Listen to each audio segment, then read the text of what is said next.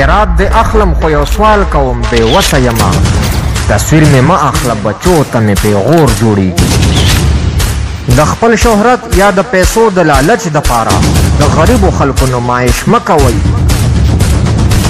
په یو چکی صابون یا په یو ډبه غوړو خلک مه شرمول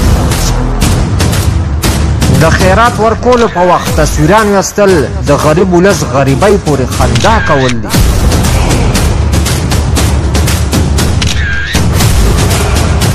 د خپل غریب ولس خدمت کول په هغوی احسان نه بلکې دا د ټولو فرض دی د غریب ولس د غریبۍ پورې خندا مه کوئ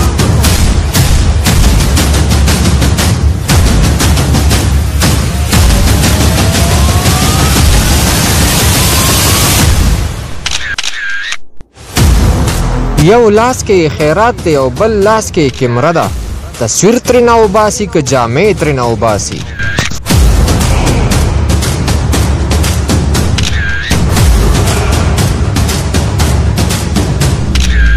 د کرونا وبا له وجې ټول کاروبارونه متاثره شول او عام خلک بېروزګاره شول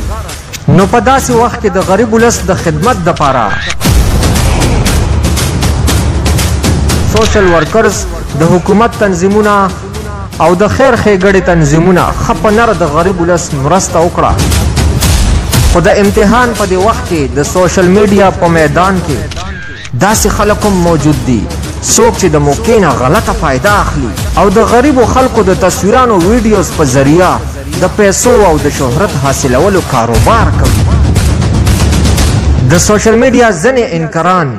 ښایي غریب ولس او اکاونټ او د موبایل نمبر خپل ورکوي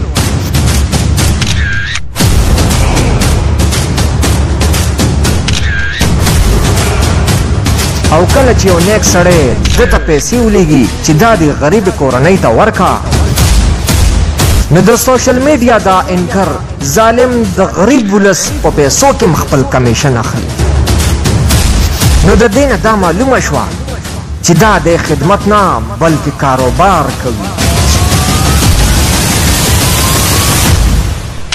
او بعضې سیاسي واکدارانو په دغه تصویرانو خدمت نه بلکې سیاست کوي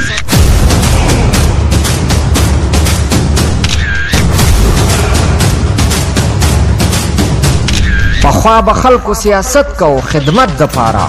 اوسني خلک کړي خدمت د سیاست دپاره که چاله خیر زکات ورکوي نو خپل شهرت پکوي او که محفل کې چرته وي د بل غیبت پکوي واکدار ستا د دې 5 کالو حساب به کیږي یو ورځ به راشي چې له ستا سوال جواب به کیږي حضرت علي په شانتې خپل ولس نه ځان خبر کړه د هر یتیم یسیر د آه نه ټول جهان خبر کړه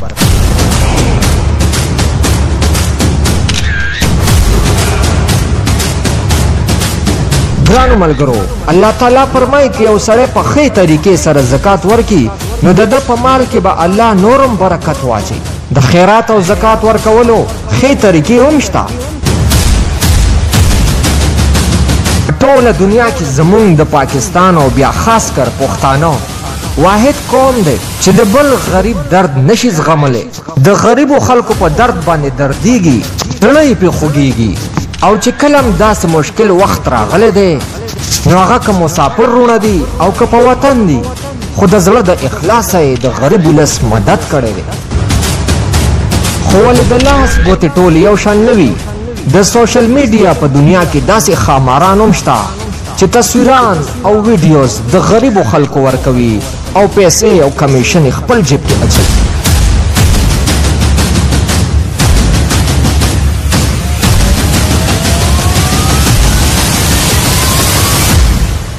زما ټولو ته دا خواست ده چې د خدای دپاره خیراتونه ورکړئ زکاتونه ورکړئ خو د تصویرانو یا د ویډیوز په ذریعه د غریب ولس نمایش مه کوئ دغه ناچاره خلکو ته د ټول عمر پیغور مه جوړوئ که یو حاجتمند په خپله راضي وي چې زما نه ویډیو وکړئ او پښتنو ته دا پیغام ورسوئ چې زما مدد وکړي نو بېشکه ویډیو ته وکړئ خو مهرباني وکړئ په هغه ویډیو کې هم د هغې غریب سړي نمبر اچوئ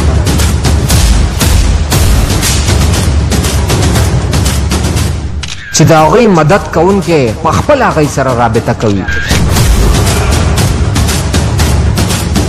خپل ژوند او فن د بل په کار راولئ تیروي خو ژوندون ځان دپاره هر څوک ژوند هغه دی چې د بل خدمت کې تیر شي